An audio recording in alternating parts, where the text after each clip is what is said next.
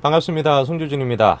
오늘 저는 문재인 대통령이 5.18 39주년 기념식에서 했던 여러 가지 언급들을 좀 소개를 좀 해드리고, 그리고 이제 김정숙 여사가 황교안 대표 패싱이다 라고 해가지고 악수를 안 하고 또 지나가는 일이 있었는데, 그와 관련되어 있는 몇 가지 이제 논란을 좀 소개를 시켜드리고, 그리고 이 과정 속에서 제가 좀 이상하게 생각하는 부분이 몇 군데가 좀 있었습니다. 그래서 그 관련된 것을 사진을 통해서 좀 말씀드리도록 하겠습니다. 우선 일단 문재인 대통령이 이번에 기념사에서 이렇게 얘기하셨다라고 해요.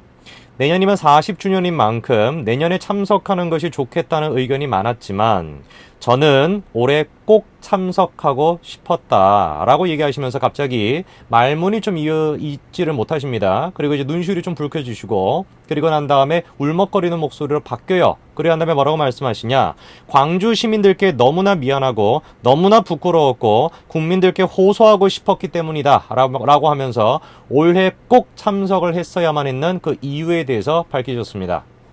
문재인 대통령이 당연히 이 영상을 보시지는 않겠지만 제가 날짜와 숫자 하나를 말씀을 드릴 테니까 어떤 의미가 있는지 얘기해 주셨으면 참 좋을 것 같습니다. 아실 거라고 제가 기대하지는 않습니다. 첫째, 3월 22일. 둘째, 89명. 여러분들은 아시겠습니까? 3월 22일 서해수호의 날이죠. 89명, 천안함, 그리고 1차, 2차 연평도 해전에 의해 가지고 사망한 우리 군인들 숫자입니다. 문재인 대통령은 올해도 3월 22일 서해수호의 날에 참석하지 않으셨죠. 공식적인 답변은 해외 일정이 있기 때문에 참석하지 못한다 였습니다. 하지만 서해수호의 날이 올해 지정된 게 아니죠, 그쵸? 예전부터 계속해가지고 똑같은 날에 계속해가지고 기념을 하고 있음에도 불구하고 그날 해외 일정을 잡으셨다라는 것은 참석할 의사가 없었다라고 판단할 수가 있겠죠. 저는 질문해보고 싶습니다. 문재인 대통령께서는 올해 반드시 꼭 참석하고 싶었다라고 말씀하셨어요. 광주 5.18에 대해서 반드시 올해 꼭 참석하고 싶었다라고 말씀하셨습니다. 3월 22일 우리나라를 지키기 위해 가지고 청년들 89명이 사망한 이 세 번의 끔찍한 사건을 기리는 3월 22일 서해수호의 날에는 꼭 참석하고 싶지 않으셨습니까? 저는 정말로 문재인 대통령한테 질문해보고 싶습니다. 서해수호의 날과 관련돼서 제가 자료를 좀 찾아보다가 이상한 것을 한 가지 좀 발견했는데 사진을 좀 같이 한번 보시죠. 자, 사진을 좀 보시게 되면은 네이버에다가 제가 서해수호의 날을 검색을 좀 해봤습니다. 그럼 이렇게 화면이 뜹니다. 여러분들도 혹시 이게 지금 영상을 보시는 와중에 고쳐졌는지는 모르겠습니다만 한번 확인해 보시기 바랍니다. 자, 그러면 서해수호의 날 이렇게 돼가지고 밑에 보시면은 더보기라고 돼 있는 거 보이시죠, 그렇죠? 자, 이 더보기를 누르면은 일반적으로 이제 서해수호 날과 관련돼 있는 조금 더 자세한 설명이 나와야 될 겁니다. 짠 하고 눌러보면은 국가보훈처 공식 블로그로 이어지게 되는데 잘못된 주소이거나 비공개 또는 삭제된 글입니다. 이렇게 나옵니다. 이게 지금 대한민국의 현 주소입니다.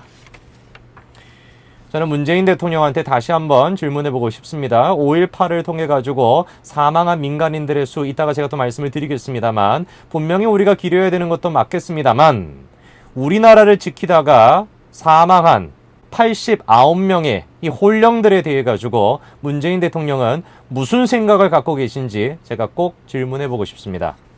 자, 두 번째로 이제 논란이 했던 것이 김정숙 여사와 관련된 논란인데, 논란이 했던 것은 이거죠, 그쵸? 황교안 대표와 악수를 안 하고 그냥 김정숙 여사가 지나갔다라는 것입니다.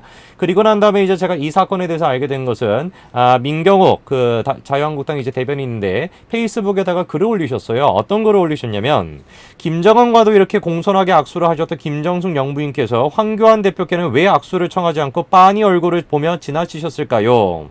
남북 화합 이전에 남남 화합을 먼저 이루기 바랍니다. 사람이 먼저라고 했습니까? 북한 사람보다 한국 사람부터 챙겨주십시오. 좀 이렇게 뼈를 때리는 말씀을 하셨는데 빤히 얼굴을 보며 지나치셨다라는 것은 황교안 대표로부터 직접 민경욱 대변인이 들었다라고 이제 말씀을 하셨고, 그다음에 여기서 말씀하시는 김정욱, 김정은 과의 이제 악수 사진이 이 사진입니다. 보시게 되면 해맑게 웃고 계시면서 공손하게 이렇게 악수를 하고 있는 것이 보이실 겁니다. 자, 그러면 이런 논란이 이제 제시가 되고 난 다음에 청와대에서 공식적인 해명을 했습니다. 그 해명의 내용이 무엇이었냐? 간단해요. 김정숙 영부인 시간이 없어가지고 황교안 대표와 악수를 안 했다. 이렇게 이제 해명을 했습니다. 근데 이상한 것이 무엇이냐면은 양옆에 있었던 황교안 대표 양옆에 있었던 이해찬과 손학규 대표와는 전부 다 악수를 하셨어요. 그럼 뭡니까 도대체? 만약에 제일 끝에 황교안 대표가 있으셨다라고 한다면 제가 이해는 그나마 하겠어요. 근데 황교안 대표가 있고 양옆에 이해찬 대표랑 손학규 대표가 있었는데 양옆에 사람과는 악수를 했는데 황교안 대표와는 악수를 안 했다라고 한다면 이게 어떻게 도대체 시간상의 문제가 되겠습니까? 말이 안 되는 소리죠. 그렇죠? 거짓말했다라고 우리가 생각할 수가 있겠고, 두 번째로 제가 좀 이상하다라고 생각했던 것이 뭐냐, 도대체가 이게 지금 어떻게 된 것일까? 실제 제가 영상을 좀 찾아봐야 되겠다 싶어가지고 유튜브를 제가 다 뒤져봤습니다. 그래가지고 몇 가지 사진을 제가 좀 발견했는데 보시면은요, 제가 이제 그 스크린샷을 찍은 겁니다. YTN에서 제가 이제 보게 되니까, 자, 제가 뭐를 지금 말씀드리고 싶은 거냐면, 지금 문재인 대통령께서 이제 악수를 하고 있죠, 그쵸? 악수를 하고 있는데, 요까지는 클로즈업이 돼가지고 보여줘요. YTN이. 요까지는 클로즈업이 돼가지고 보여주는데, 황교안 대표와 그 다음에 김정숙 여사가 클로즈업 되는 장면이 하나도 나오지가 않습니다. YTN 찾아보시면 나와요. 하나도 나오지가 않아요. 그리고 한다면 연합뉴스 같은 경우도 마찬가지예요. 그 장면을 보여주지가 않습니다. 황교안 대표와 그 다음에 김정숙 여사가 같이 이제 지나치는 장면 자체가 클로즈업이 돼가지고 나오지가 않습니다. 분명히 자료가 있음에도 불구하고. 그래 한다면 MBN 같은 경우도 보시게 되면은, 자, 이거 잘 보시기 바랍니다.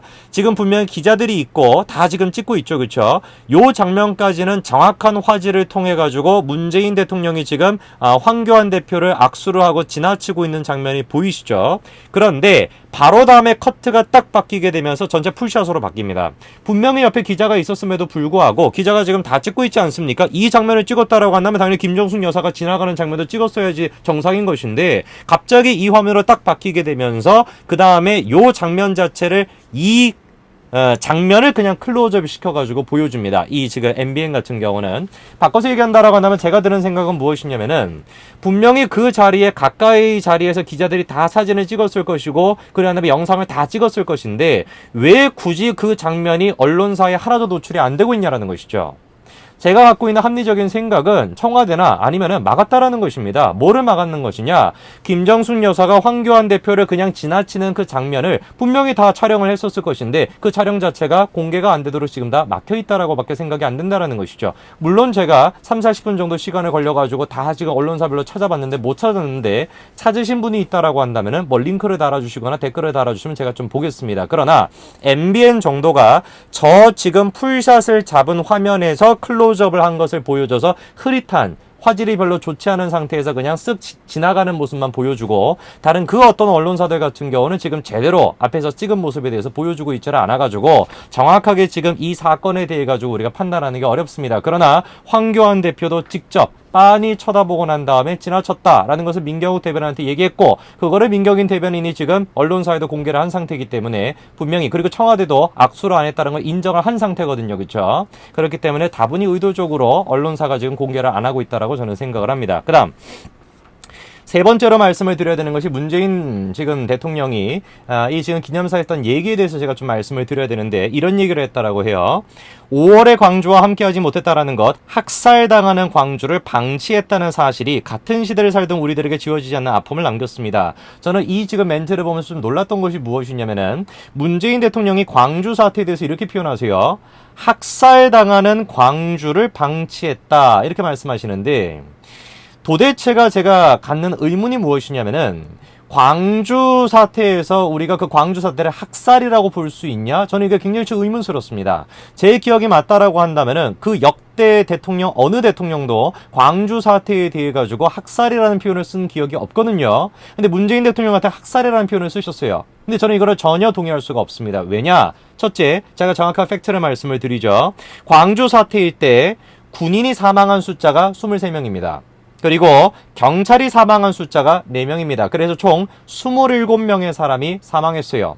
민간인 같은 경우는 어땠냐라고 한다면 163명의 민간인이 사망을 했는데, 그 중에서 96명 같은 경우는 M16 총탄으로 사망을 했습니다. 당시에 군인들이 쓰고 있던 총이 M16이기 때문에 M16 총탄으로 사망한 이 지금 96명의 민간인들 같은 경우는 군인들에 의해 가지고 사망했다고 얘기할 수 있겠죠. 그러나 26명의 사람들 같은 경우는 카빈 소총을 통해 가지고 이제 사망했다라고 이제 부검 결과가 나와 있는데 26명 같은 경우는 카빈을 통해서 사망이 됐다라는 소리는 당시에 광주 시민들이 가지고 있던 총이 카빈이거든요. 그렇기 때문에 이거는 군인들이 죽인 것이 아니라 오발 사격, 오인 사격에 의해 가지고 사망했다라고 우리가 생각할 수가 있겠죠.